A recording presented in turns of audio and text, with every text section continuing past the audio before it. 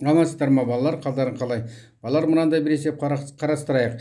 Электр энергиясын 40 км қашықта диаметрі 5 мм алюминий сымдармен жеткізгенде қанша қуат шығыны болады? Желідегі кернеу 35 кВт, есептелген қуат 1,5 мегаватт. Косинус фидің мәні 0,87. Енді балалар, мына жерде біз 3 қуатпен кезгеміз, сондықтан осы қуаттарды сіздер шатыстырып алмау үшін жеке-жеке жазып қойдым. Мен жалпы қуатты балалар электр желісіндегі қуатты П жалпы деп белгіленді, ал тұтынушыға берілген қуатты П, ал сымдармен жеткен кезде енді қуаттан шығын болады ғой балалар. Сол шығындалған қуатты дельта П деп белгіледім. Енді осы есептің берілгеніне қарап, жалпы қуаттың формуласын жазуға болады. Жалпы қуат тұтынушыға берілген қуат пен сымдарға жеткен кездегі қуат шығын қосындысына тең. Сонымен балалар, П жалпы тең болады П плюс дельта П. Бұл бірінші формула. Енді жалпы қуаттың формуласын жазсақ балалар, И көбейтілген У косинус фи. Енді бұл жерде балалар И жоқ, сондықтан біз қуат шығын арқылы Иді өрнектеп тауып аламызға болады. Дельта П тең болады И квадрат көбейтілген ер. Қуаттың шығынын үнемі осындай формуламен жазамыз. Себебі балалар, бұл жерде сымдармен жеткен кезде электр энергиясының біраз бөлігі жылу энергиясына айналады. Ал жылу энергиясы формуласы біз білеміз балалар, Жул-Ленц заңы арқылы өрнектеледі. Яғни Q тең болады И квадрат ер дельта Т. Сондықтан қуаттың шығынын И квадрат көбейтілген ермен үнемі өрнектейміз. Осы жерден Иді өрнектеп шығарып алайық балалар. И тең болады дельта П бөлінген ер турасында. Енді 4-ті 2-ке қойып жазайық арқарта болар. П жалпы тең болады турасында дельта П бөлінген ер көбейтілген У косинус фи. Бұл біздің 5-ші теңдеу болсын. Осыны квадратта жіберейік балар. П жалпының квадраты тең болады дельта П бөлінген ер көбейтілген У косинус фидің квадраты болсын. Бұл біздің 6-шы формула. Енді балар, бізде бірінші формуламыз бар, онда квадраттап жіберейік. Бірінші теңдеуді квадраттаймыз.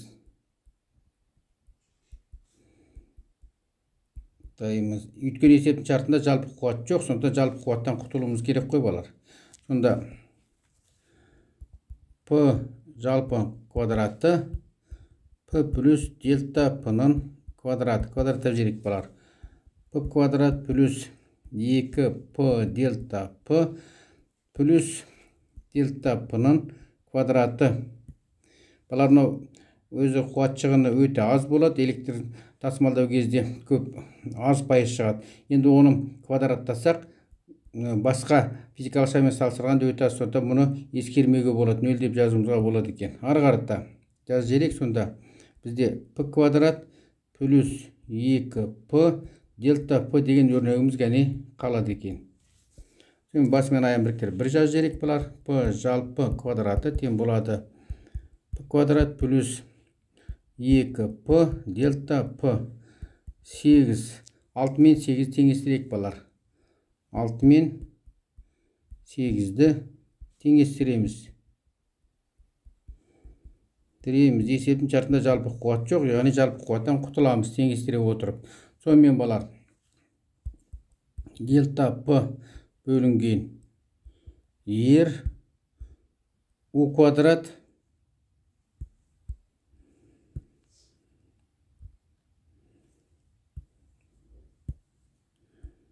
У квадрат косинус квадрат фи тең болады П квадрат плюс 2П дельта П. Дельта П қалды. Енді бұл жерде балар, біз ерді екінші жаққа шығарып жіберіп, оң жағына шығарып берейік. 9 көбейтіп, сонда дельта П У квадрат косинус квадрат фи тең болады П квадрат ер плюс 2П дельта П көбейтілген ер болды. Енді дельта П барын бір жаққа шығарайық балар. Бұл біздің 13 теңдеу болсын. сонымен дельта P U квадрат косинус квадрат фи минус 2P дельта P ер тең болады P квадрат көбейтілген ер болды. Бұл біздің 11-ші теңдеу болсын.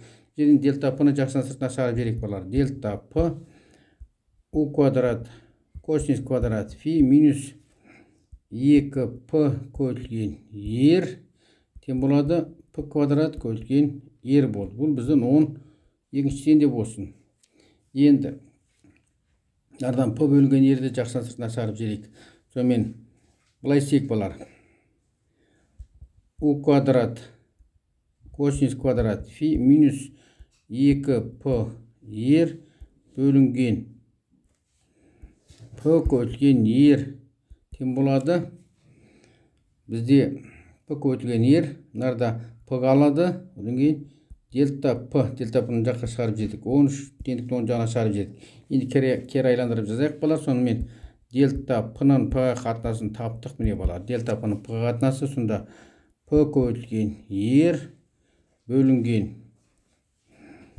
U косинус фидің квадраты минус 2P ер қалды. Бұл біздің 14-ші теңдеу. Енді балар бұл жерде ердігені ашу қалды. Ер дегеніміз 8-ші сыныптан білеміз. Ро елес дельта P тең болады. P ро ел бөлінген ес бөлінген. Бұл жерде балар екі сым өткішпен тасымалдайсыз, одан екіні жазып қоямыз. Міндетті түрде жазып қоямыз. Бөлінген U косинус фидің квадраты минус 2P 2 ро ел бөлінген ес.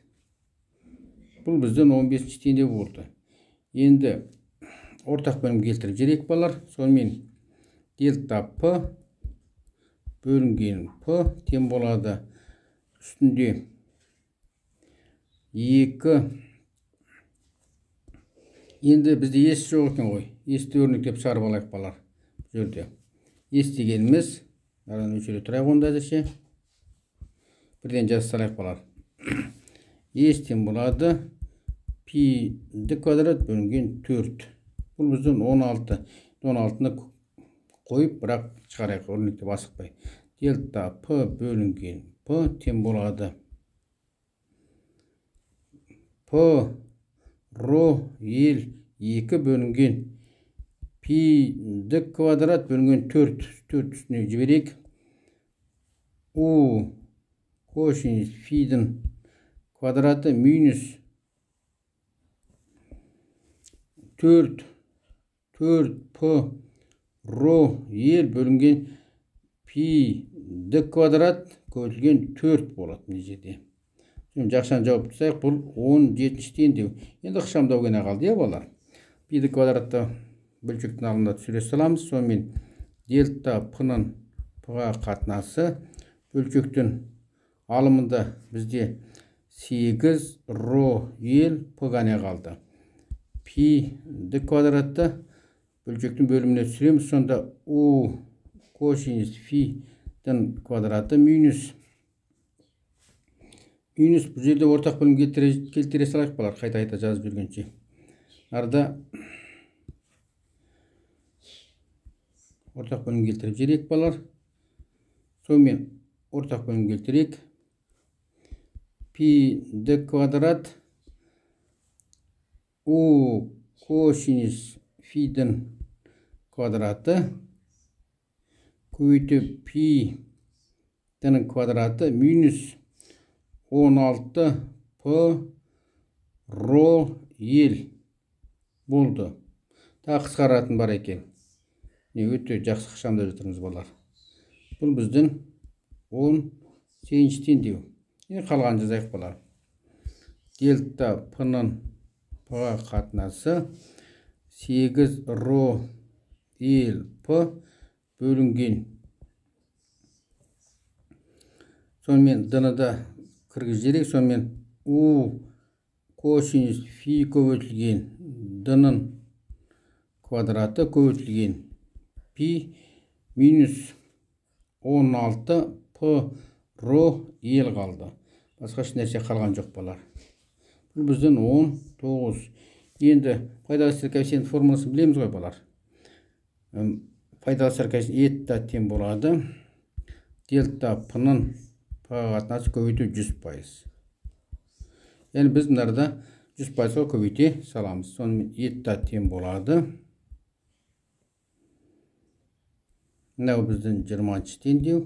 Сонымен 8 ро ел п көбейту 100% бөлінген. Жақсан ішінде у косинус фи көбейтілген d-ның квадраты көбейтілген пи минус 16 п ро ел деген осындай бір жақсы формуламыз шықты балар. Өте жақсы формуламыз шықты. Бұл біздің 20-шы формула. Бізге пайызын сұрап тұр ғой. Басқа нәрсе сұрап тұрған жоқ. Енді орнына қойып есептеу ғана қалды. Eta тең болады. Бөлшексіз қойық балар.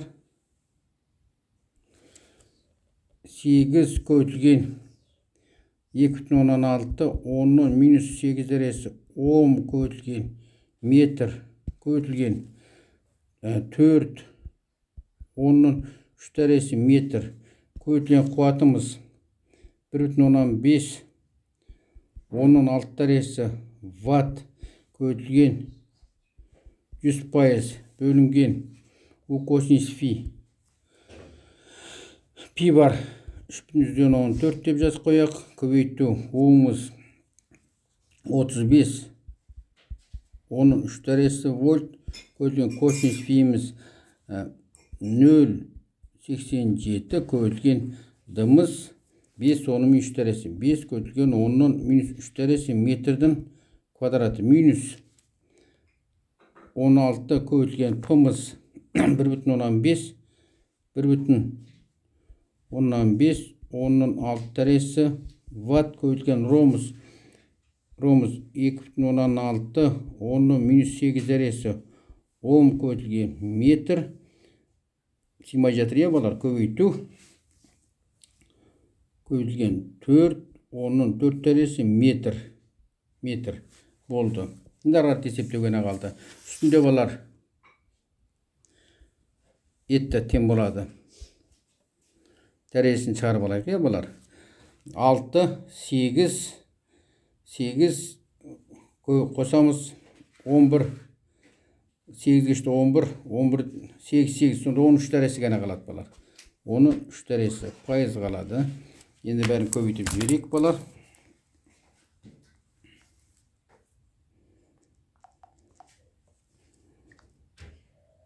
8 көбейту 2,16 көбейту 4 көбейту 1,15 қалды. Сонда бізде 120,248 қалды балар.